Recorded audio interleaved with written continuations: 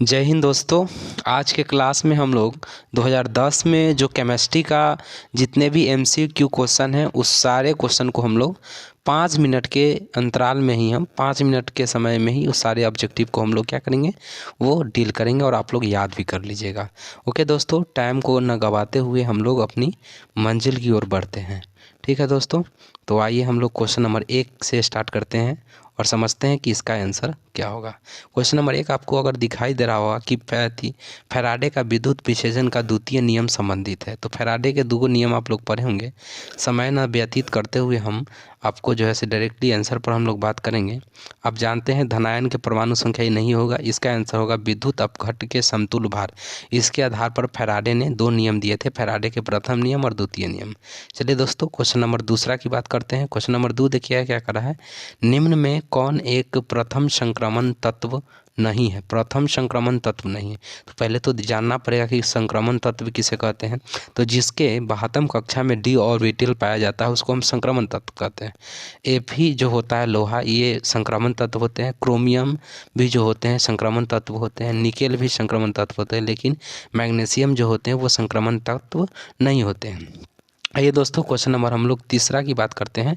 Question number तीसरा देखिएगा, copper पेराइड का सूत्र क्या होता है? ये बहुत अच्छा क्वेश्चन है और ये तो आपको याद ही होगा कि कॉपर पेराइड का फार्मूला CuFeS2 होता है। ये फार्मूला आप लोग जानते होंगे और इसका ऑप्शन बी हो जाएगा। ठीक है दोस्तों, क्वेश्चन नंबर हम चौथा की बात करते हैं, 4 नंबर क्वेश्चन की, कि निम्नलिखित में से कौन अनुषंग गुणधर्म नहीं है? अनुषंग गुणधर्म आप लोग पढ़े होंगे, 5-4 प्रकार के जो अनुषंग गुणधर्म होते हैं, जिसमें हिमांक का अवनमन होता है, वाष्प का अपेक्षित अवनमन ये भी होता है, क्वथनांक का उन्नयन होता है, लेकिन ये प्रकाशीय क्रियाशीलता ये नहीं होता है दोस्तों। तो इसका आंसर बी हो जाएगा।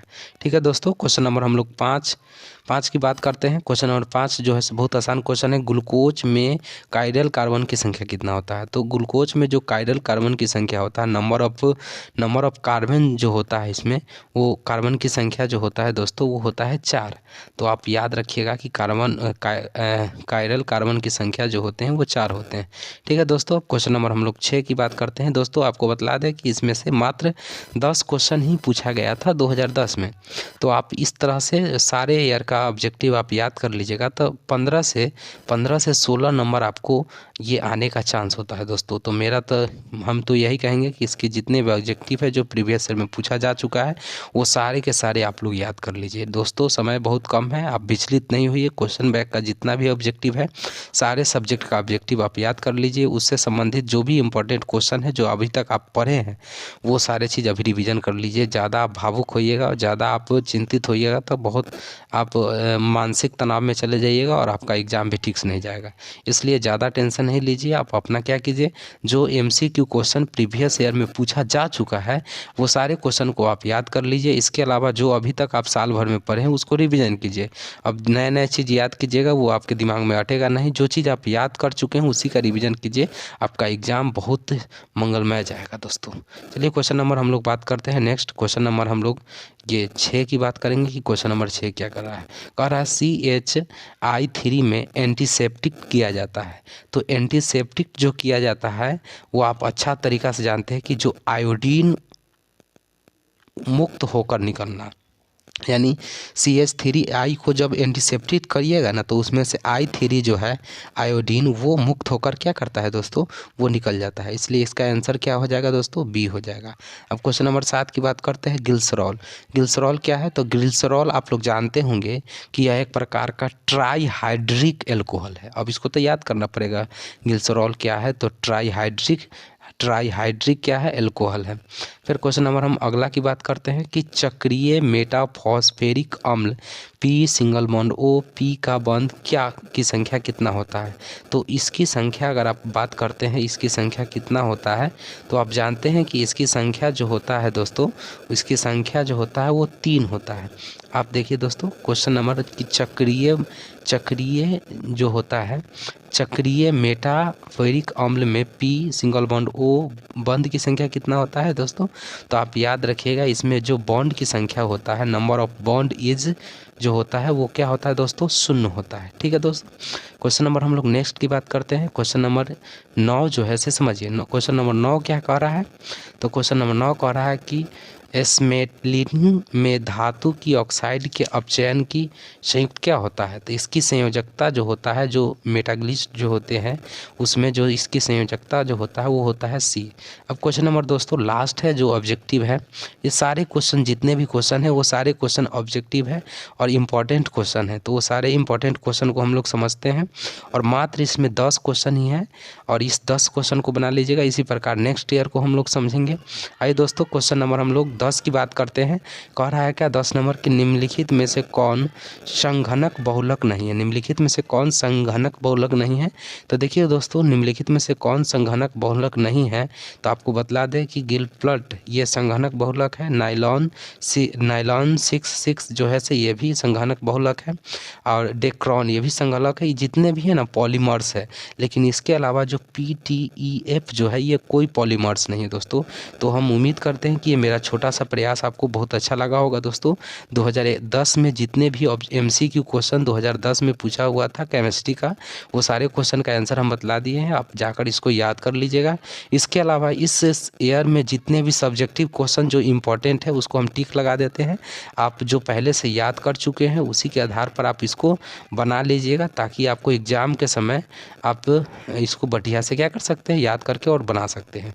देखिए दोस्तों सब्जेक्टिव क्वेश्चन की बात करते हैं तो क्वेश्चन नंबर 1 इम्पॉर्टेंट है, इसका आंसर आप व्यवस्था कर लीजिए। आप बहुत सारे मीडिया है जैसे जो आप अपना नोट से भी तैयार कर सकते हैं। इसके अलावा अगर आपको ये आंसर नहीं मिल पाता है तो आप क्या कीजिएगा कि कमेंट कीजिएगा और उसका आंसर हम बनाकर क्या करेंगे दोस्तों, ये भेज देंगे। आइए क्वेश्चन नंबर हम लोग बात करते हैं 3। देखिए 3 का जो A है और B है दोनों इंपॉर्टेंट क्वेश्चन, 3 का A भी और 3 का B भी, ये दोनों क्वेश्चन जो है से क्या दोस्तों इंपॉर्टेंट है। इसको आप बना लीजिएगा दोस्तों। अगर हम लोग बात करते हैं 4 उतना इंपॉर्टेंट नहीं है, 5 भी नहीं है, 6 भी नहीं है, 7 भी नहीं है।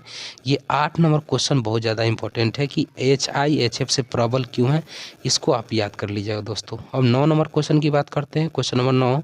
तो ये बहुत ज़्यादा इंपॉर्टेंट है। निस्थापन और भर्जन ये बहुत सारे ये मतलब हर एक ईयर गैप करने के बाद जो है से ये निस्थापन और भर्जन पूछा जाता है।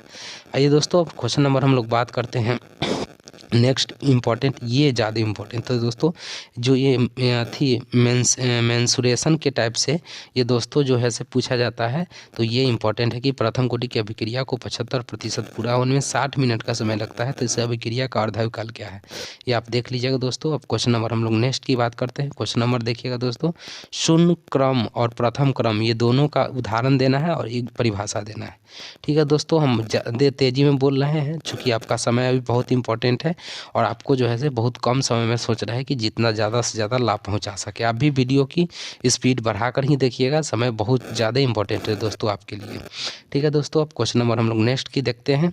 क्वेश्चन नंबर 1 ये वाला आप लोग बना लीजिएगा बहुलीकरण वाला, और बाकी बात जो है से फिर हम अगला वीडियो में देखते हैं। 2011 का जो है से हम क्या करेंगे वीडियो MCQ क्वेश्चन को लाएंगे। आपको बतला दें कि दोस्तों 2009 का हम MCQ क्वेश्चन जितने भी थे उस सारे क्वेश्चन को बनाकर यूट्यूब पर डाल दिए हैं। आप जाकर प्लेलिस्ट में देख लीजिएगा, आपको मिल जाएगा। आज 2010 बना दिए हैं, फिर आपको अगला वीडियो जो आएगा वो 2011 के लिए आएगा। ठीक है दोस्तों, धन्यवाद, थैंक्स फॉर वाचिंग वीडियो। और आप सभी को ये एग्ज़ाम की मंगलमय शुभकामनाएं कि आप अपना समय का सदुपयोग करके और अपने मंजिल तक पहुँचे दोस्तों। ठीक है दोस्तों, और आपकी मेहनत में अकेले आप हैं, लेकिन आपकी सफलता में आपकी दुनिया आपके साथ पूरी दुनिया रहेगी दोस्तों। ठीक है दोस्तों, ओके, जय हिंद।